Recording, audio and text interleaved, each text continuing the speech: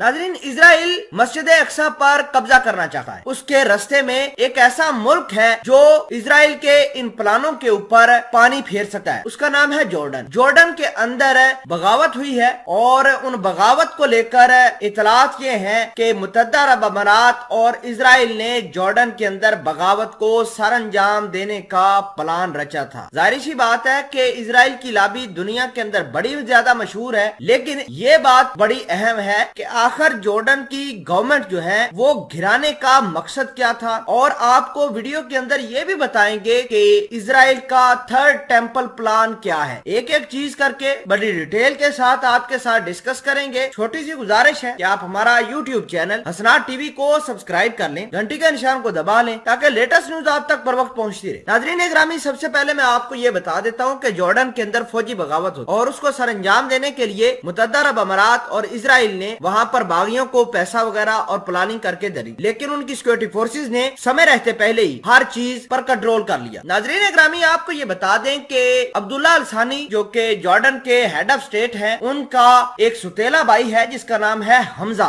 Hamza basically Israel का और America का एजेंट है और बड़ी ज्यादा इंपॉर्टेंस उसकी है हमजा की इजराइल के अंदर। अब इजराइल और मुत्तहदा अरब अमारात, सऊदी अरेबिया जैसे मुल्क जॉर्डन के जो हमजा हैं उनको इक्तदार सौंपना चाहते हैं किसी न किसी तरीके से, क्योंकि हमजा जो है वो पहले क्राउन प्रिंस रह चुके हैं, लेकिन आजकल क्राउन प्रिंस जो है वो अब्दुल्ला अल सानी का बेटा है। आपको ये बता दें कि सऊदी अरेबिया, मुत्तहदा अरब अमारात मिलकर इजराइल की मदद कर रहे हैं ताकि वो मस्जिद अक्सा का कंट्रोल हासिल कर ले। इतलात ये भी है कि इजराइल इस मस्जिद अक्सा को रिप्लेस करके थर्ड टेम्पल बनाना चाहता है। नाज़रीन ग्रामी, आपको ये बता दें कि जॉर्डन और फलस्तीन की काफी लंबी टेरिटरी है और कुछ रोज कबल नेतन्याहू जो थे वो मुत्तहदा अरब अमारात के क्राउन प्रिंस शेख जैद अल नहान से मुलाकात करने के लिए दुबई आ रहे थे, लेकिन जॉर्डन ने अपनी एयर स्पेस देने से इजराइल को मना कर दिया था और यूं मुत्तहदा अरब अमारात और इजराइल के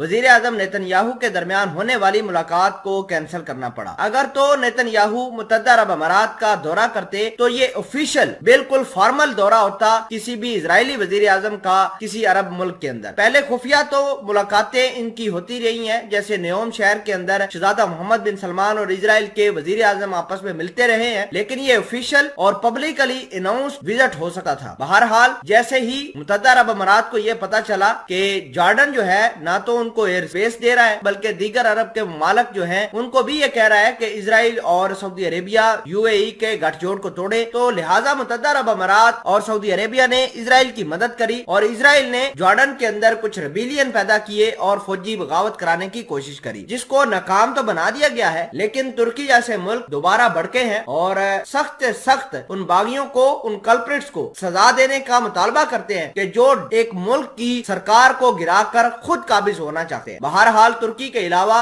हम भी इस तमाम तर मामले को कंडेम करते हैं और हमारी सपोर्ट, हमारी दवाएं जो है वो जॉर्डन की आवाम के साथ है ताकि जॉर्डन जो है मजीद प्रॉस्पर हो, मजीद जो है तरक्की करे,